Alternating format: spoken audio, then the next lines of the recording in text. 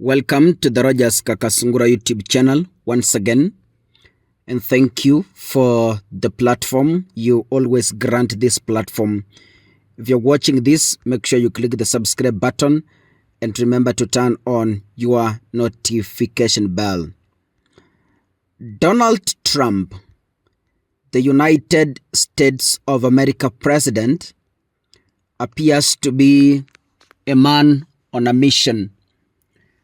Appears to be a man who is determined to lead the United States to the level of a superpower nation across the world.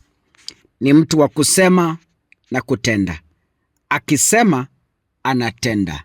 And now, our country Kenya has suffered a major setback after he signed an executive order that saw the suspension of America's support for close to 66 organizations.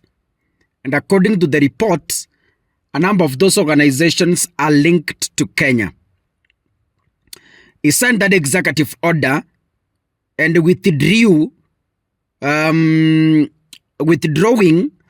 from the organizations, agencies, and commissions following the review of participation in and funding the entities. Most of the organizations that were listed in the documents that I have, and the document that was published by the White House, are entities normally that focuses on climate change. Remember, climate change, labor and immigration, with many of them related to the United Nations. You remember there is money that was siphoned in Kenya. That was around 2023, the climate change money.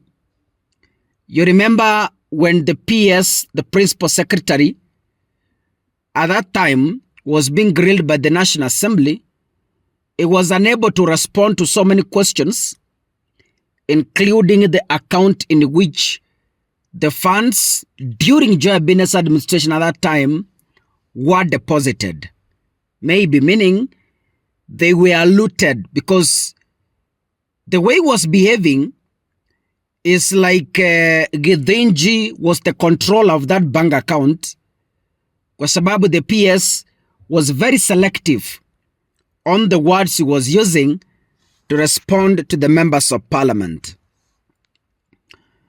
Among the affected organizations is the UN Human Settlement Program, that is commonly known as UN Habitat, whose headquarters are in Nairobi.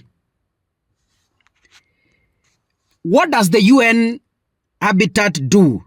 It supports urban planning, affordable housing, and sustainable urban development.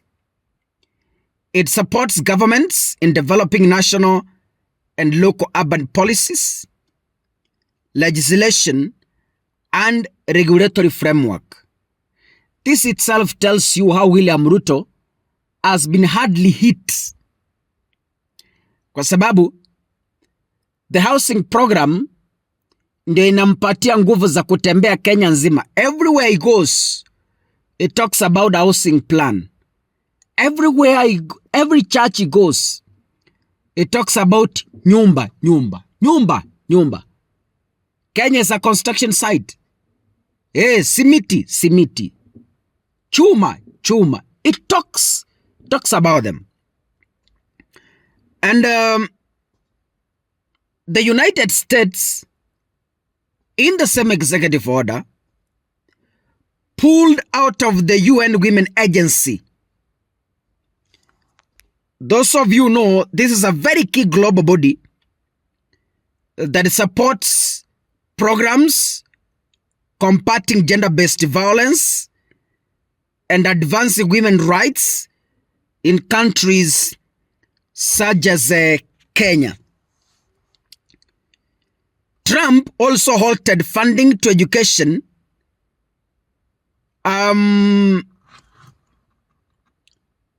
which supports education in Kenya, and the UN Population Fund, the UNFPA, which supports productive health, youth program, and population data. Other organizations are the Permanent Forum on People of African Descent, which helps in promoting racial equality and inclusion in Kenya and across the continent. Trump also announced withdrawal from the Intergovernmental Panel on Climate Change, which provides climate-related assessments for Kenya and the United Nations Framework Convention on Climate Change. Other organizations that will also see funding cuts from the United States include Renewable Energy Policy Network for the 21st century, which provides policy guidance used by Kenya's energy planners. If you're very keen on William Ruto's speeches, these are some of the things he has been walking around with, just thumping, akizitumia kueneza kampeni zake. Kumbe ni pesa ambazo zinatoka kwa wazungu na sio pesa za kiserikali. You must know that Kenya's effort to fight Al-Shabaab militants have been also greatly impacted after Trump ordered withdrawal from the Global Counterterrorism Forum. Hai, hapa mbele ni kugumu. Ngumu. The Counterterrorism Organization supports Kenya's fight against terrorism and also helps to strengthen counterterrorism laws while upholding human rights. And you know, these decisions are coming at a time when Trump suspended funding to the World Health Organization and the United States Agency for International Development, that is the USAID. To me, this is a great blow. This is a big blow to William Ruto, kwa sababu ni watu wanakula pesa ya serikali kwa sababu wanapenda sana misaada.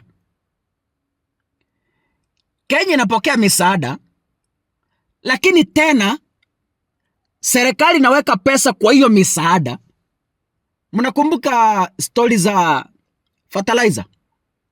Fertilizer hii mnapewa ilitoka wapi? Go Google online. Mnajua mahali ilitoka. Lakini wa Kenya mnauziwa 2,500 per bag. Hii mbolea mnajua mahali inatoka, and you know who supported it. But it's being sold to Kenyans.